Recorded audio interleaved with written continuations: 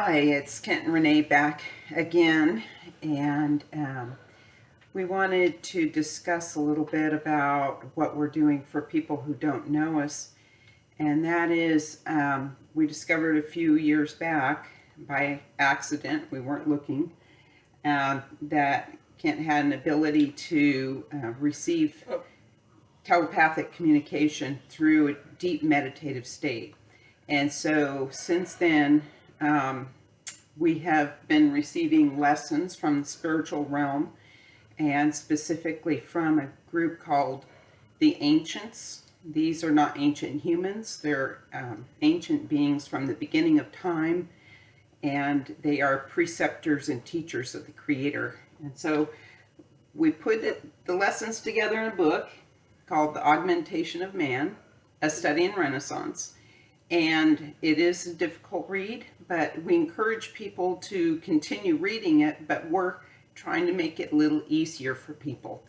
So this is one method, and it is the easiest. You can listen to it in your car, and you can listen to it while you're cooking. And so don't listen to it while you're in your car, you get a ticket. Well, you just set it on the seat and listen to it. But we're going to talk about today the truth is based on the now understanding. Pages, I think it's 106 to 108, the Augmentation of Man. We're going to try to discuss what the definition of truth means and what it entails. And one thing, truth is based on gathering information, perceptions about how you look at the information. And perceptions would be when you, from your very young childhood, of what surrounded you, your environment, how you grew up, the people that you knew, your peers, everything played a part in your perception of how things are today. So with that, you can look at an event, but you tend to look at it with your perceptions that you have drawn over the years. So we're going to find out the process. It also includes our expectations, and perhaps we're expecting something to happen in a particular way or a particular process that we expect to accomplish a certain goal, but the process may be different, and so that can trip us up. So you have to have data collection. You collect data so you can make an informed decision on the event. The more information you know, the better you're able to control the final event. So the object is before we react, which our reactions create secondary events, which can make the initial event much more chaotic. We need to spend some time gathering our information, contemplating that information, and ask for our spiritual guidance for further understanding. Okay, we have to be aware of our environmental background, your perceptions, your assumptions, your expectations, and your reactions to an event or understanding. So that plays a big part in our understanding, is also understanding where we're coming from and where other people are coming from. And our thought processes that lead to a final event, our choices, our decisions, the things that we say to one another, those all play into what ultimately happens and what comes off of that in secondary events. Now you've got to remember, truth is somewhat of a moving target. What you know about truth today, and the more information you find out about it tomorrow, the truth of that event will change, because truth events are very movable. And so what we understand today may change tomorrow based on the information that we receive between today and tomorrow, or the revelations that we have in our thought processes that lead to further understanding. Yeah, So there's only one truth that can't be changed, and that's the truth of the Creator, which is all it is, all it was, and all it will be. So the Creator is in the center of all of that, and the Creator is really designing and generating the energies for things to occur that further our understanding and development of wisdom and consciousness. Yeah, so truth is based a lot on understanding and how we understand the present moment and the amount of information that we gathered about that particular event or events. So even they're saying within the universe, truth is a highly movable thing to attain, because if you look at scientists and people who are involved in higher theoretical thinking, physics or what have you, when they're studying the movement of particles and matter, the changing of matter, say within space or within our environment, it's based on what they can observe at a given moment in time, but that is all in flux. So they're chasing this movable target. And so even science is always in an evolutionary state. Yeah, we need, as a human race, need to learn how to process a true event, that we don't use our assumptions and our expectations, because that does not create neutrality. And neutrality being taking the middle side of either event. You don't take the positive or negative, you take the middle side, which is neutrality again, and you look at it and dissect it. From an open mind. Yes, and you keep an open mind, and what's going on today is totally lacking neutrality. So we use our assumptions, and we use what we hear the neighbors say or a person down the street say about something, and we base our self on their opinion or their expectations of something. We need to be independent and do our own research. So in essence, what we're doing is becoming the conscious observer. So reel in our reactions, reel in our biases, our polarized view of the world, realize that our environmental background is how we were raised, what we've been exposed to this point, and that is influencing how we're viewing our world, which may not be a very accurate picture. So in order to do that, we need to be aware of what's influencing us, what has influenced us in our thinking in the past, and learn to control that to a certain degree so that we can look at things objectively, collect our data and our information. Density of thought. And that contributes to our density of thought. So Yeah. what is density of thought? Well, it's creating a narrow outcome of something, is creating parameters that you can't control. That you time, can control. Well, you try to control. You may not be able to control, because it depends on where you are in understanding. So let's look at the definition of density of thought, which is one of the terms that they use in the lesson that's found in the 5th chapter.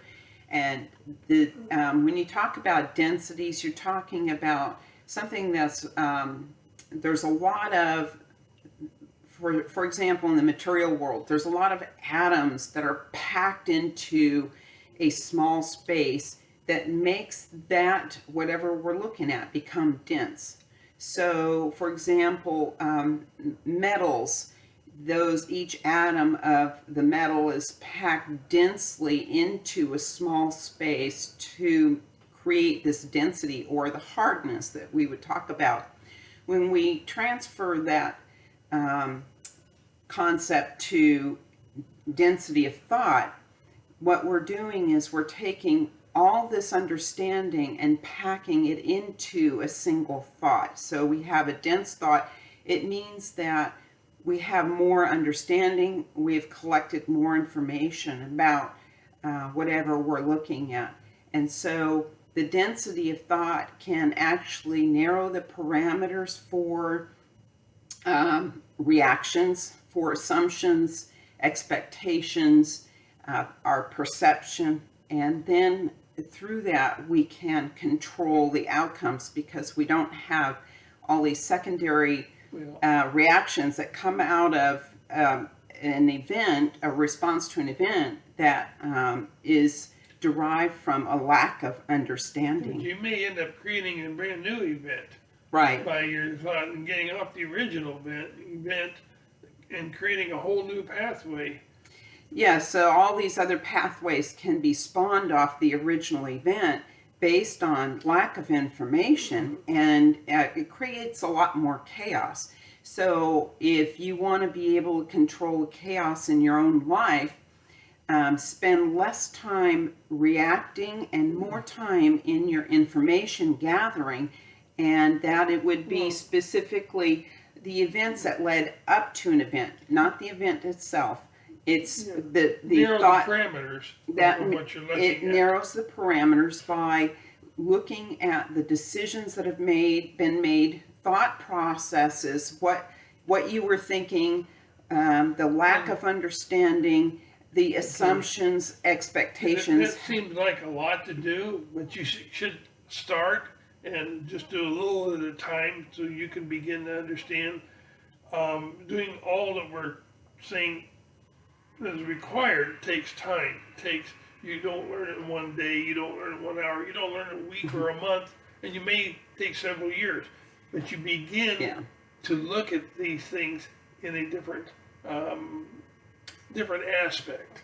Behavioral changes come in little steps. We can't change significantly overnight.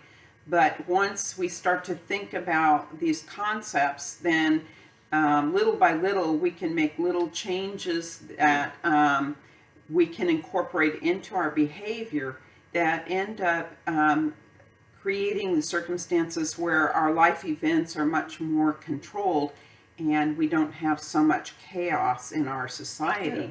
And real truth does not have consequences. The key to understanding is simplicity. We tend to make everything a lot bigger. We add to a small event and make it a lot bigger than what it is. Keep everything simple, where you can begin to understand it. That is the key to understanding simplicity.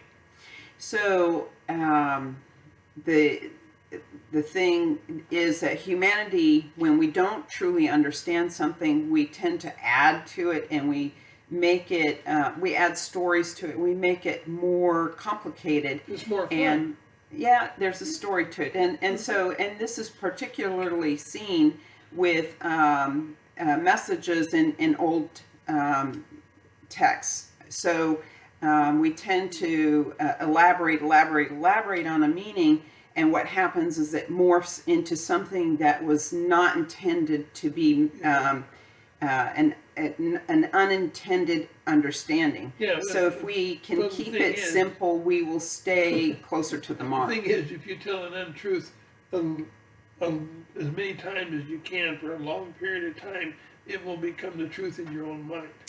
Yes, and we see that throughout society, is that we have adopted all these beliefs as being correct, and they have actually morphed over time because man has just added so much to it. So going back to what Kent said about truth does not have consequences, an untruth has consequences. So what does that mean? And the truth is the truth. It is an understanding of what has happened or what is, and it delivers a level of calmness. And when we don't have the understanding, we don't have the truth, it delivers a lot of behavioral characteristics that cause more chaos in our lives. So we tend to react, we tend to say things that are negative or explosive, and that creates a lot more chaos. So that in itself has consequences, because when we say things that are upsetting to other people, then we're going to have to suffer the consequences of that. So I think the bottom line is just gather your information and don't react until you have sufficient understanding about an event. The thing is, don't become part of the drama. And that's what happens in our life. We become part of all these different dramas. We need to find the truth as best as we can and step away, step back from the drama that's going on. Absolutely. So we hope that perhaps this can help you in your everyday life, and we'll be back next week. In the meantime, check out our website, verdience.com, and sign up for our newsletter or our blog, and we will send that out together with the YouTube so that you have an automatic into your email when it comes out. Twitter. We also are on Twitter, so you can subscribe to that. And on this YouTube, you can subscribe to our YouTube, ring the bell, and it will notify you as soon as we have a new YouTube up. Yeah, with all that information, remember, stepping away from your assumptions, your perceptions, your expectations, and especially your reactions will give you a new look on the way things really are. And with that, thank you for joining us.